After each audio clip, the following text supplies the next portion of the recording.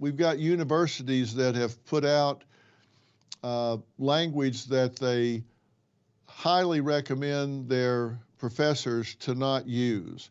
One of them that jumps out at me from the University of California is they were encouraged to no longer say America is the land of opportunity, or the job should go to the most qualified person. They were saying you can't say those things anymore because they are considered to be oppressive. In February 2024, Dr. Phil sat down with David Pakman to promote a book about how America lost its mind. Somewhere in the middle, Pakman asked him a simple question. Name one. Name one professor who lost tenure for saying the wrong thing. And Dr. Phil, a man with a doctorate, a bestseller, and his own television network, said he'd mail it in. That's the clip. Nobody shouts. There's no gotcha. It's a claim that's been repeated on cable news for a solid decade, asked to produce a single human name, coming up with nothing. And here's the part nobody's mentioned. Dr. Phil already had the answer.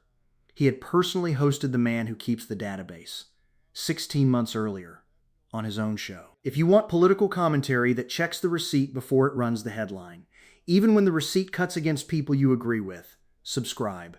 It's free, and it keeps this channel independent. I'm Neil. This is The Honest Perspective. If your argument depends on an epidemic, you should be able to name one patient.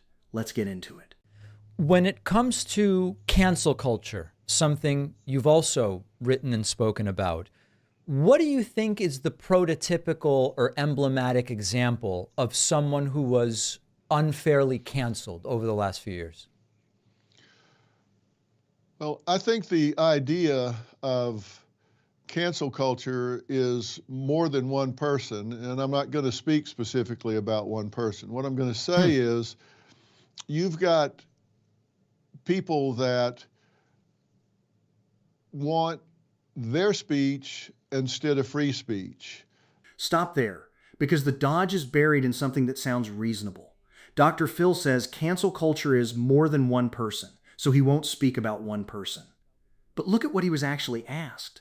Pakman didn't ask him to shrink the problem down to a single victim. He asked for the emblematic case, the representative one, the one you'd lead with. Every real phenomenon has one. Ask someone about police brutality. They'll say a name. Ask about pharmaceutical price gouging. They'll say a name. The emblematic example isn't a reduction of the argument. It's the proof the argument has a body attached to it. And notice the swap he makes instead. He goes from being asked about a canceled person to describing people who want their speech instead of free speech. That's a category. Categories can't be checked. People can. Watch what he reaches for now, because it's a real document. And that's what makes the next 2 minutes interesting. And so they will come in and talk about in a university certain things that can't be shared, can't be talked about. We've got universities that have put out language that they highly recommend their professors to not use. One of them that jumps out at me from the University of California is they were encouraged to no longer say America is the land of opportunity, or the job should go to the most qualified person. They were saying you can't say those things anymore because they are considered to be oppressive. And if you have university faculty, even tenured faculty, that talk about those things or ask their students to take positions that are contrary to what they believe, what the students believe, they get grieved against, they get suspended, they get disciplined, and in a sense canceled at that point. You know, that's interesting. Let me... Now, that document is real.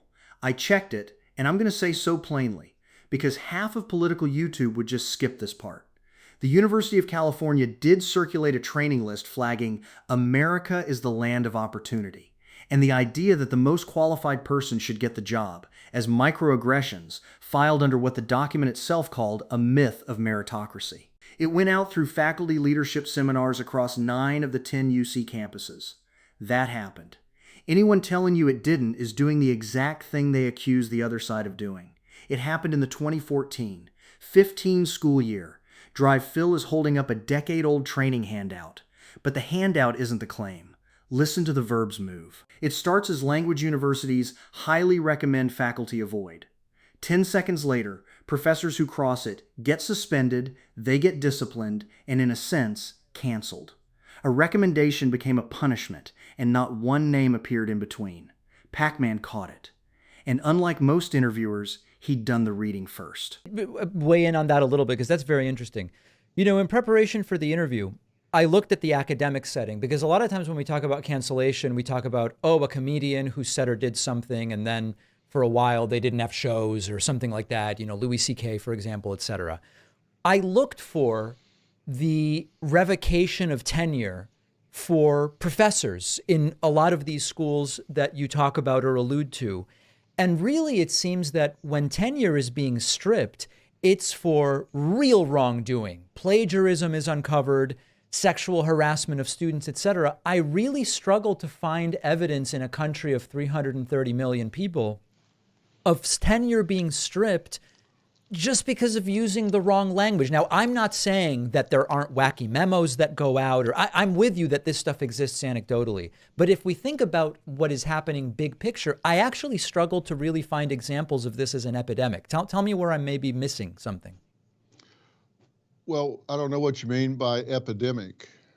Well, that it's happening, that professors are being stripped of tenure, not for serious violations of their like I said, sexual harassment, plagiarism, being involved in criminality, but just because they said something that is maybe not politically correct. I'm just not seeing that tenure is being stripped from professors for that. Do you have any examples of professors that have lost tenure in that way?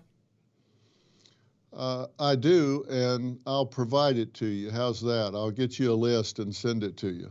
That would be, I would love to do that, because if that is happening, I want to expose that, and I want to talk about that.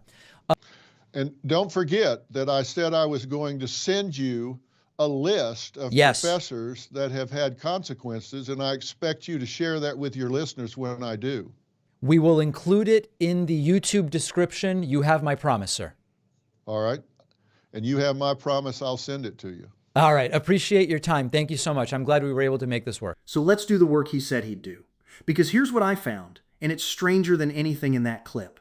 In October 2022, 16 months before this interview, Dr. Phil ran an episode on his own CBS show called You Can't Say That! And he booked Greg Lukianoff, president of the Foundation for Individual Rights and Expression, to argue the cancel culture is real side against USC's Sean Harper.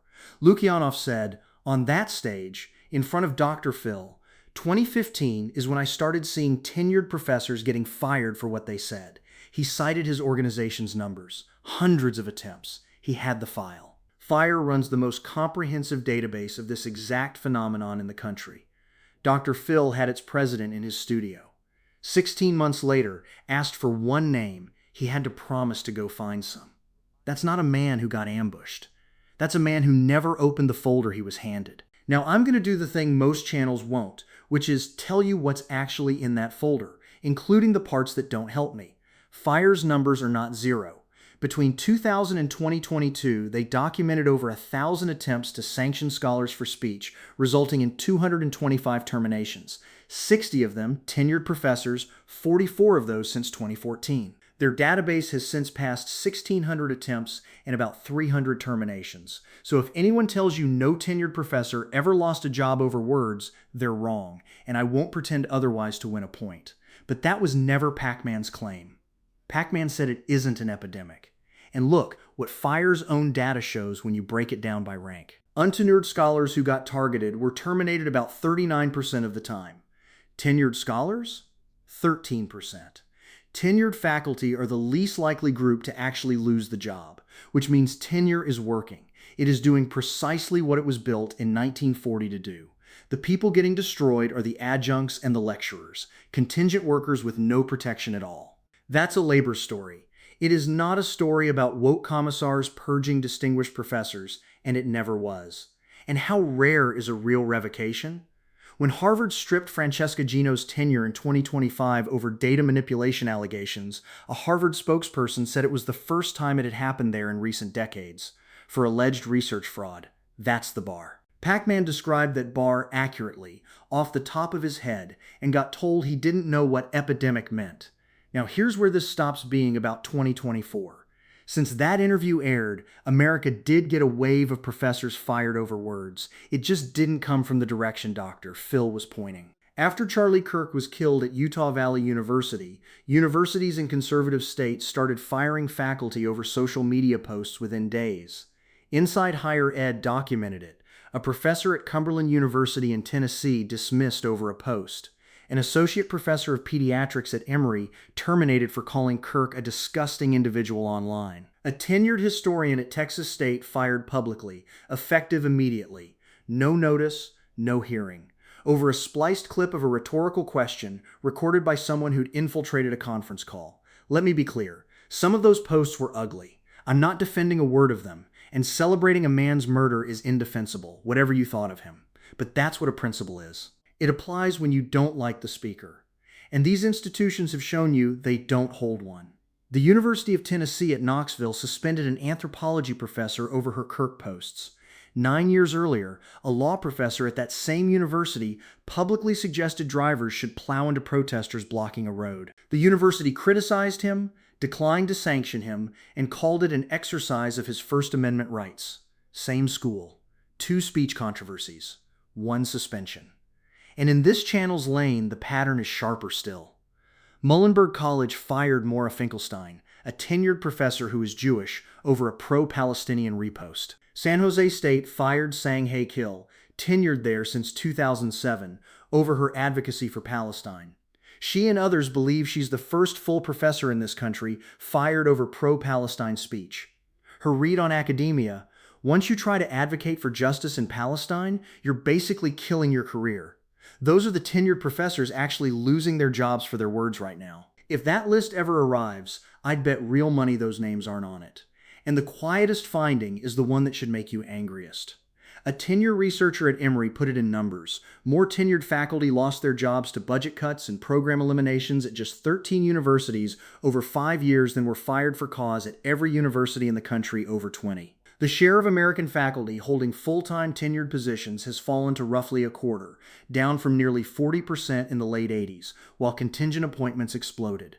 Nobody is canceling the professoriate. Somebody is defunding it and replacing it with adjuncts paid by the course. That's not culture war. That's cost-cutting.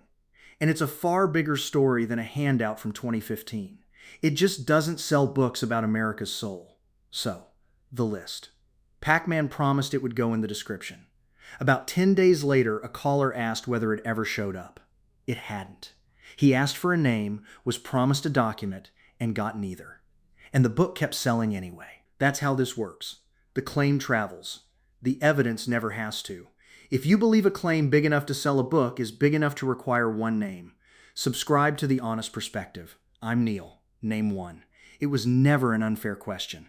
That's The Honest Perspective. And that's where I'll leave you.